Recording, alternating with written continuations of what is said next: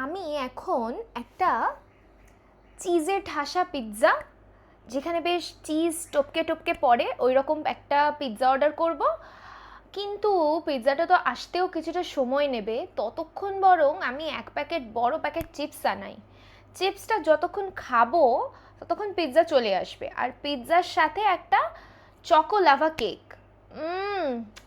Chocolate একদম গড়িয়ে গড়িয়ে পড়বে, ওই রকম একটা চকো লাভা কেক অর্ডার করে ফেলি। তো চিপস, পিৎজা, পেস্ট্রি এগুলো খেতে ইচ্ছা করছে তোমার, এইটা তো তোমার একটা চিন্তা, থট।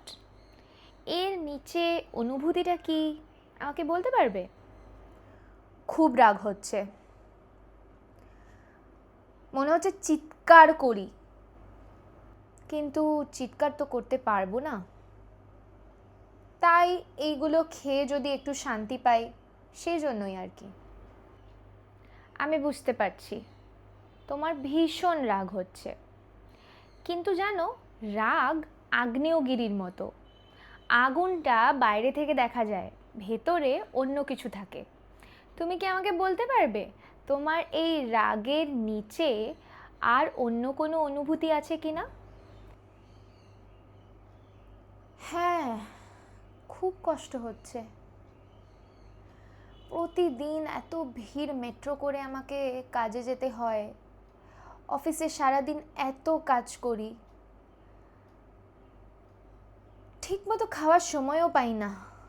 তাও দিনের শেষে কোনো স্বীকৃতি তো পাইই না, উল্টে ভীষণ ক্লান্ত লাগে।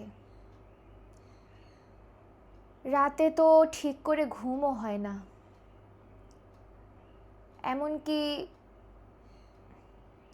মাঝে মাঝে মনে হয় আমার কিছুই ভালো লাগে না। দেখো, লিউটিয়াল ফেজ মানে মাসিকের আগের 14 দিন, এই সময় হরমোনের স্বাভাবিক পরিবর্তনও কিছু কিছু মেয়ের মস্তিষ্কে মানসিক চাপ এবং আবেগের প্রতি একটু বেশি সংবেদনশীলতা তৈরি করতে পারে, যে কারণে রোজকার ছোট ছোট কাজগুলো অনেক বেশি চাপের মনে হয়।